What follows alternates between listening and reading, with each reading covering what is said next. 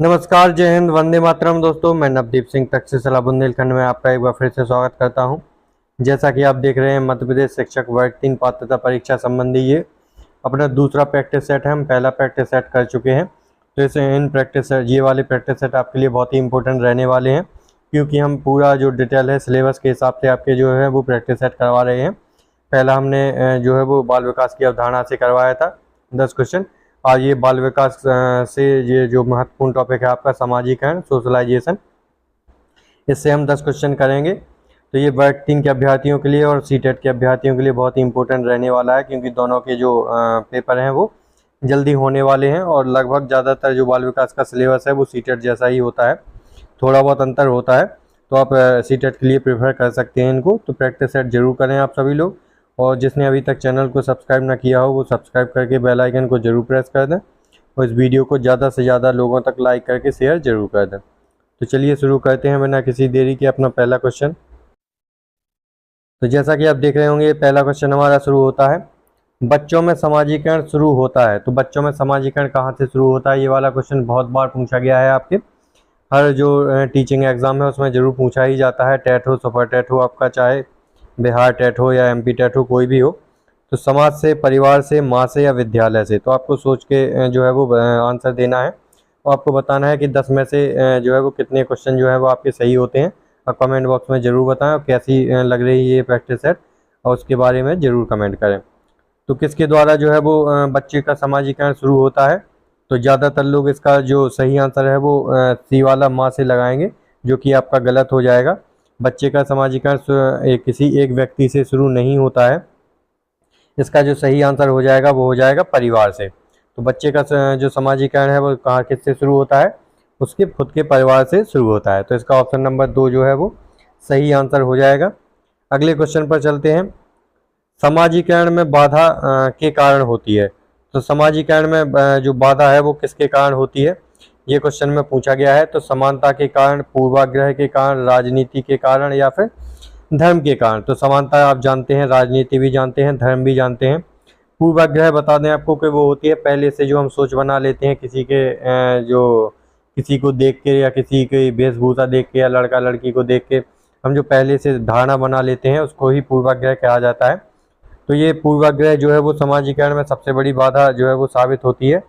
तो इसका जो सही आंसर हो जाएगा वो हो जाएगा ऑप्शन नंबर 2, इसका सही आंसर हो जाएगा पूर्वाग्रह। अब मैच करते जाएं, पहले आंसर अपने मन में टिक कर लें, मेरे बोलने से पहले 1-2 सेकंड का समय मिलता है। अगला क्वेश्चन पे चलते हैं हम, निम्नलिखित में से कौन सी समाजीकरण की निष्क्रिय संस्था है। नंबर 3 क्वेश्चन है, कौन सा समाजीकरण की निष्क्रिय संस्था। निष्क्रिय संस्था मतलब कि ऐसी संस्था जिससे समाजीकरण बहुत कम होता है या ना के बराबर ही होता है। तो इसमें है हेल्थ क्लब, इको क्लब, परिवार, सार्वजनिक मुख्यालय। तो आपने जैसा पिछले क्वेश्चन में देखा, परिवार से तो जो है वो समाजीकरण होता है, तो ये तो इसका गलत आंसर हो जाएगा। फिर आपको बता दें, हेल्थ क्लब और इको क्लब, तो समाजीकरण वहाँ होता है जहाँ पर बहुत सारे लोग इकट्ठा होते हैं, बातें करते हैं। तो जब वो एक साथ ज़्यादातर लोग मिलेंगे, बातें करेंगे, तो वो अपने थॉट्स जो हैं उनका आदान प्रदान करेंगे, जिससे कि समाजीकरण होता है। तो हेल्थ क्लब से भी होता है समाजीकरण, और इको क्लब से भी समाजीकरण होता है।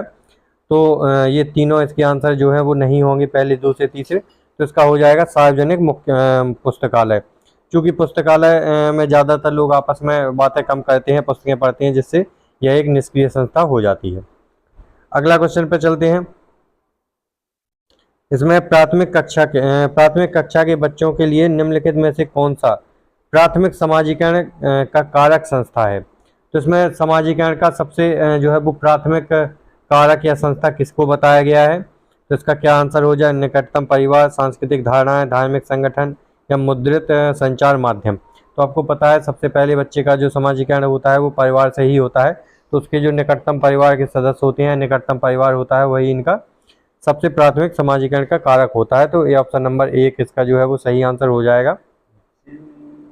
अगले क्वेश्चन पर चलते हैं, जल्दी हम क्वेश्चन करते जा रहे हैं, जिससे कि आपको ज़्यादा टाइम भी ना लगे, और आपका ज़्यादा से ज़्यादा क्वेश्चन जो है वो आप कर पाएँ।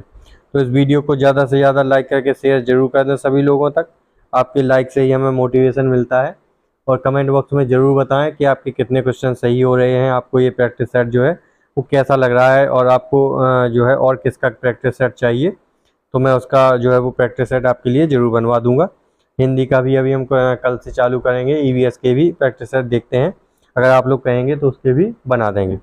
अगला चलते हैं, सामाजिकरण एक डैश प्रक्रिया है जिसमें सामाजिकरण की विभिन्न संस्थाओं में के आपस में संबंध हैं। तो सामाजिकरण एक कैसी प्रक्रिया है, तो इसका सरल महत्वपूर्ण नहीं है, जटिल महत्वपूर्ण है, जटिल महत्वपूर्ण नहीं है। तो ऐसा तो है नहीं कि संस्था आपस में संबंध जो है वो महत्वपूर्ण ना हो, तो नहीं वाले तो ये ऑप्शन आपके जो है वो खत्म हो जाएंगे।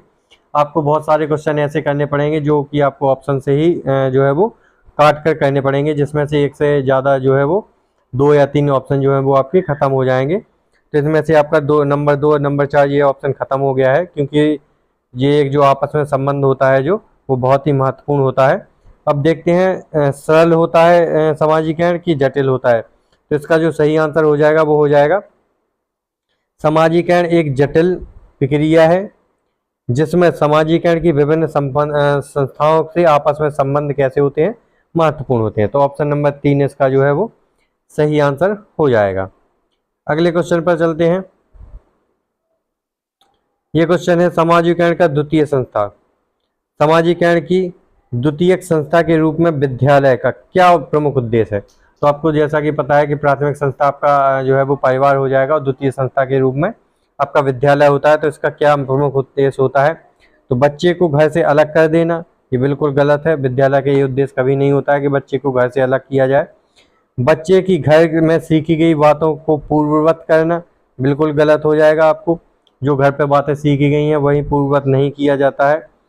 फिर है बच्चों द्वारा घर पर सीखी गई बातों का खंडन करना, तो ये भी आपका गलत हो जाएगा। बच्चे जो बहुत सी चीज़ें हैं जो घर पर पहले ही जो है वो सीख जाते हैं, तो उन बातों को खंडित नहीं किया जाता है स्कूल में। तो इसका जो ऑटोमेटिकली जो सही आंसर हो जाएगा वो ऑप्शन नंबर 4 हो जाएगा।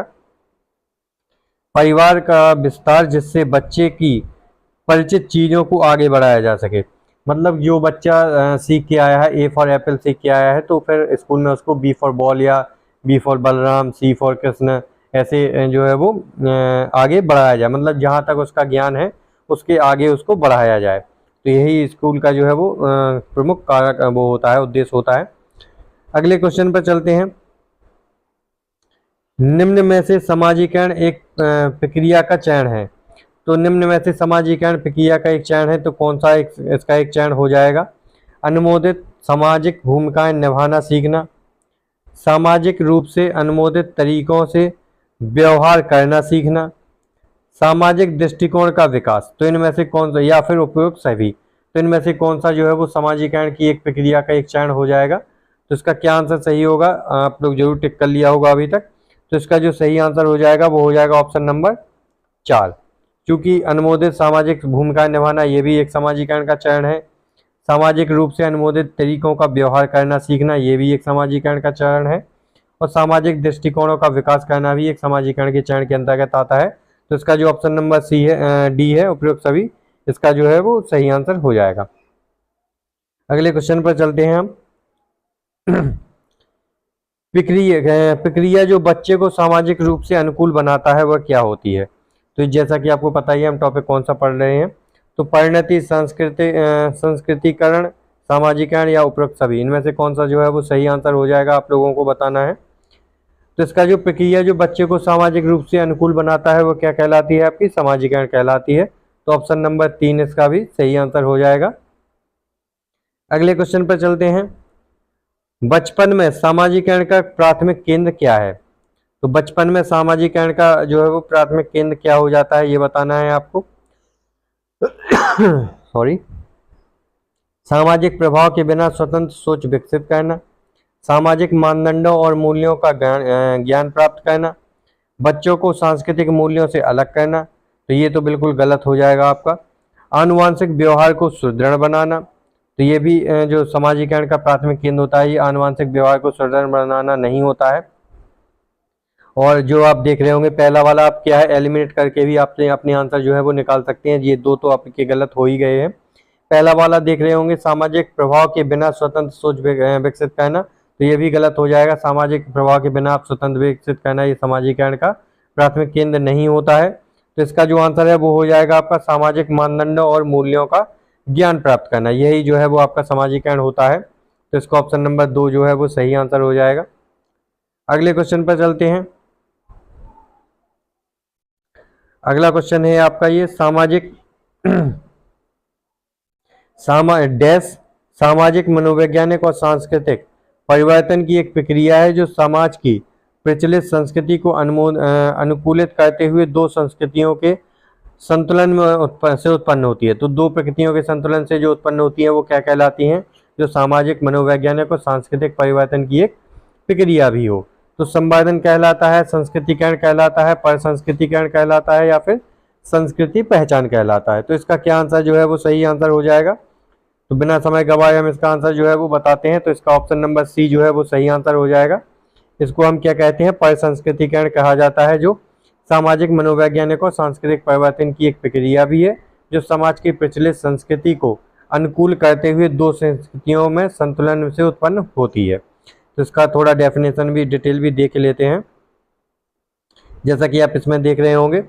परसंस्कृतिकरण सामाजिक मनोवैज्ञानिक और सांस्कृतिक परिवर्तन की एक प्रक्रिया है जो तब होती है जब विभिन्न संस्कृतियों के व्यक्ति या समूह निरंतर अंतःक्रिया में आते हैं। अंतःक्रिया मतलब आपस में बातचीत करना या आपस में मिलना, जिससे सांस्कृतिक तत्वों का मिश्रण या संतुलन होता है।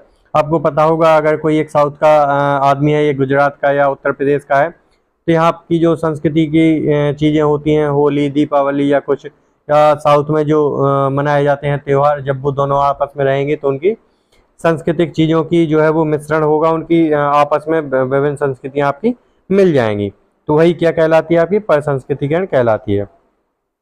इसमें किसी की मूल संस्कृति के पहलुओं को बनाए रखते हुए समाज में प्रचलित संस्कृति के अनुरूप अनुकूल शामिल हैं। परसंस्कृतिकरण एक गतिशील और निरंतर चलने वाली प्रक्रिया है जो व्यक्तियों, परिवारों, पूरे समुदायों को प्रभावित करती है। तो इसका जो है वो डिटेल एनालिसिस है। तो आपके कितने आंसर जो है वो सही हुए हैं 10 में से? तो आप जरूर कमेंट बॉक्स में लिख के बताएं, और कैसा लगा आपको वीडियो ये भी जरूर बताएं। तो इस वीडियो को ज़्यादा से ज़्यादा लाइक करके शेयर जरूर कर दें सभी लोगों तक। मिलते हैं कल नई वीडियो के साथ। जय हिंद दोस्तों।